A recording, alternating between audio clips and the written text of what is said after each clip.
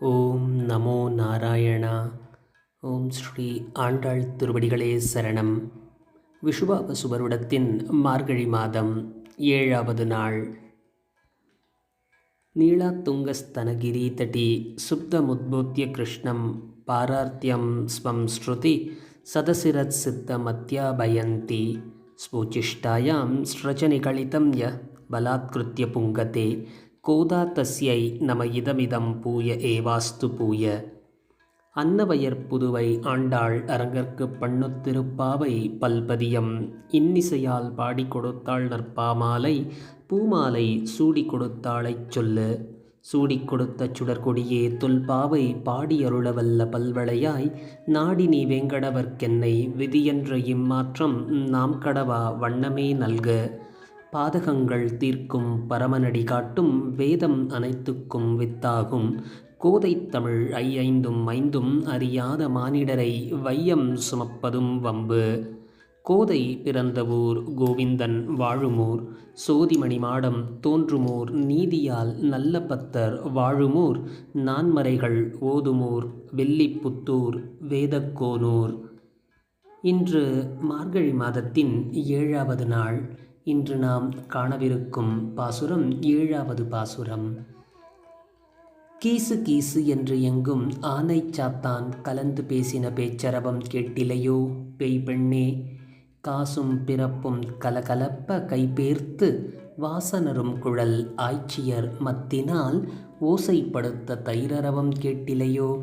நாயக பெண் பிள்ளாய் நாராயணன் மூர்த்தி கேசவனை பாடவும் நீ கேட்டே கிடந்தியோ தேசமுடையாய் திரவேலோர் எம்பாவாய்.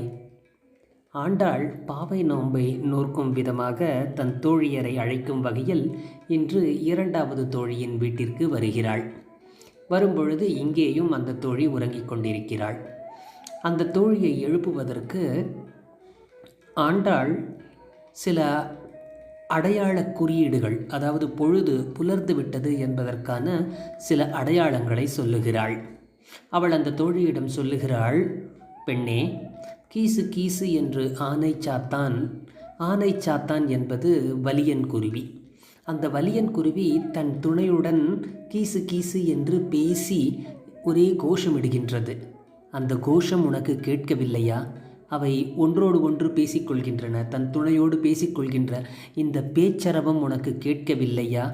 பேயை போல் உறங்கும் பெண்ணே, இது கேட்கவில்லையா? சரி, போகட்டும். காசும் பிறப்பும் கலகலப்ப கைபேர்த்து வாசனரும் குழல் ஆய்ச்சியர் மத்தினால் ஓசைப்படுத்த தைரரவம் கேட்டில்லையோ. 2வது கூறுகிறாள் ஆண்டாள், வாசம் மிகுந்த கூந்தலுடைய ஆய்ச்சியர்.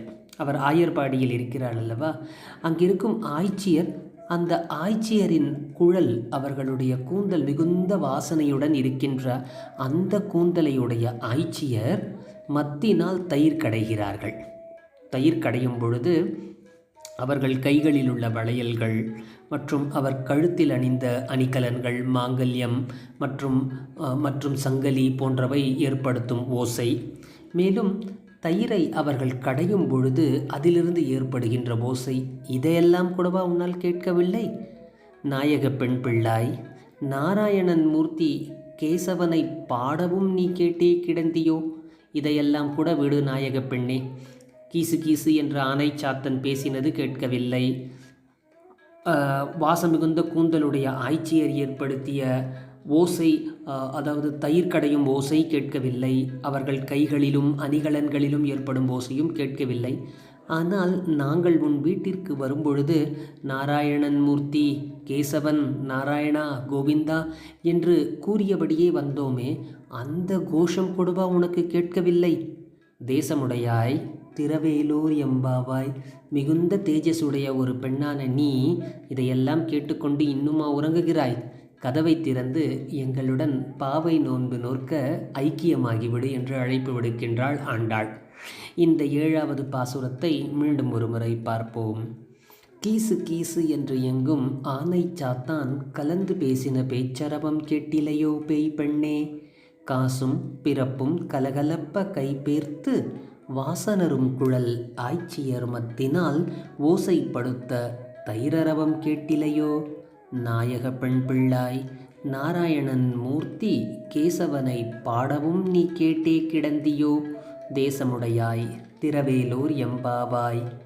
நாமும் இந்த தோழியைப் போல் உறங்காமல் இந்த மார்கழி மாதத்தின் 30 நாட்களிலும் இந்த திருப்பாவையின் பாசுரங்களை பாராயணம் செய்வோம். நாராயணனையும் ஆண்டாளின் திருவடிகளையும் வணங்கி போற்றுவோம். நம் வாழ்வில் என்றென்றும் நாராயணனின் அடிமைகளாகவே இருந்திடுவோம். நாராயணன் திருவடிகள் சரணம். ஆண்டாள் திருவடிகளே சரணம். ஜெய் ஸ்ரீ கிருஷ்ணா.